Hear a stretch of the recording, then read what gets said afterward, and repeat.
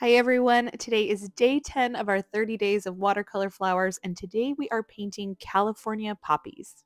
California poppies are bright orange and they have more distinct petals than other types of poppies. They also have a ball at the base where the flower meets the stem, and they tend to be more cupped upward and less open. So we're going to do a couple that are cupped upward and one that is open. The petals of these poppies are kind of squared off, but make sure that you're always imagining them as a cone coming down to a single point.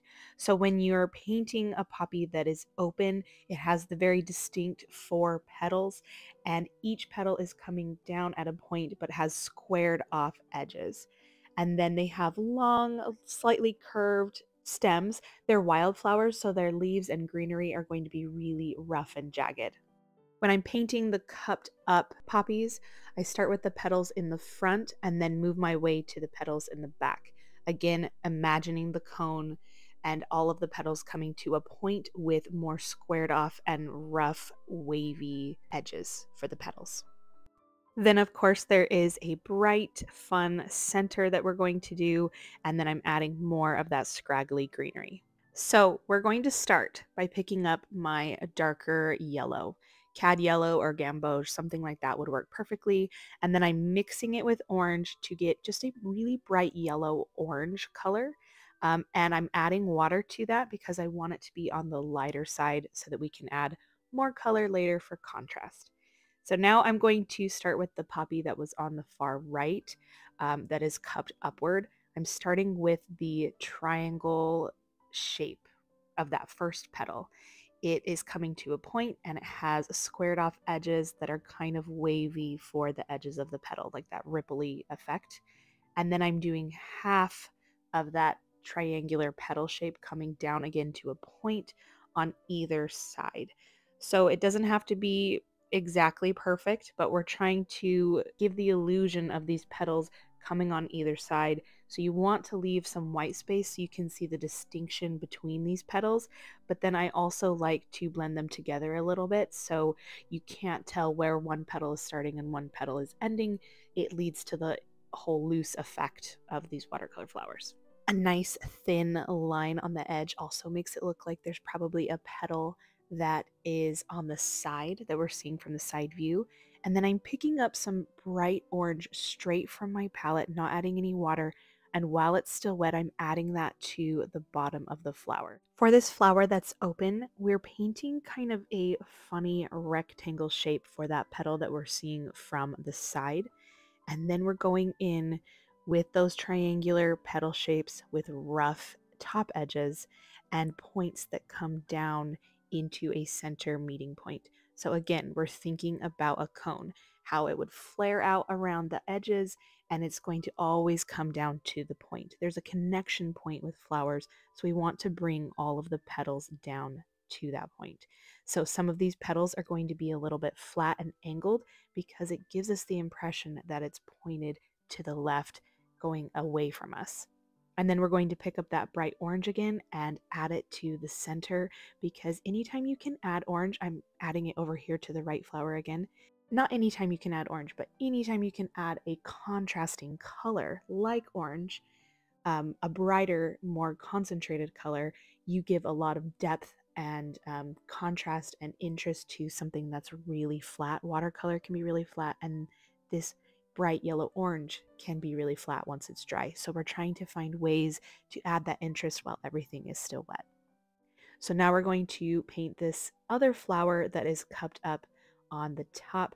And again, we're making sure to leave some white space so we can see the distinction between where the back petals and the front petals are. And I think the key to making this look right is to make sure that your side petals are really thin and they're coming down to a very thin point so it looks like you're seeing it from the side.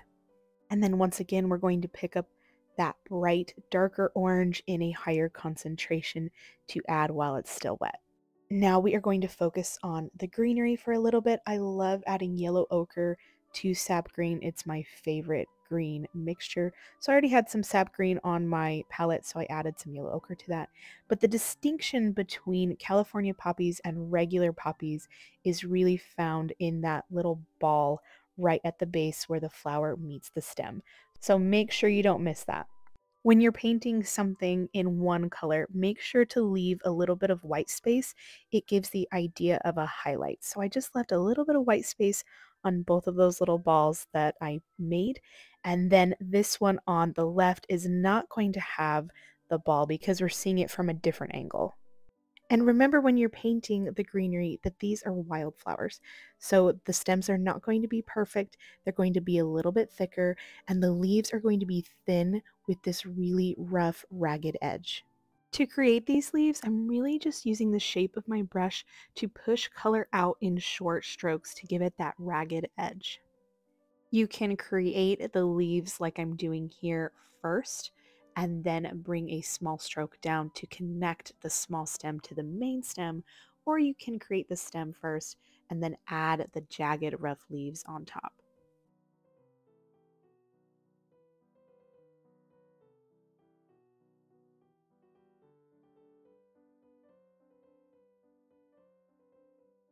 And then once you finish painting all the leaves, you can go back to the stem and add little bits here and there for texture. So it's like little leafy textural bits because they're wildflowers and it leans to the overall organic feel of them. And now to add contrast, I've picked up some higher concentration of the sap green, meaning less water, straight from my palette. And I am adding just a little bit here and there, very light pressure with the tip of my brush in certain areas to add contrast for like a shadowy area. It really makes these flat leaves look like they have a lot more depth. Now we're going to paint the fun centers. So we're going to start with that bright orange that we have been using for the accent color, but I am going to add a little bit of blue. You can see me mixing it over there to that orange because blue and orange complement each other. They're complementary colors, and so they cancel each other out. So it gives it this moody, shadowy color. So it has a nice, deep brownish color that still gives us the idea of that bright orange without being a different color. And then with that, our poppies are finished. So now we are going to add that to our day 10 spot. I can't believe we're a third of the way done. And I love the closed classic flower of the California poppy, like this one we did on the top. It's just such a beautiful, bright orange flower. Thank you so much for being here for day 10 while we painted the poppy. I will see you all tomorrow for day 11. Bye.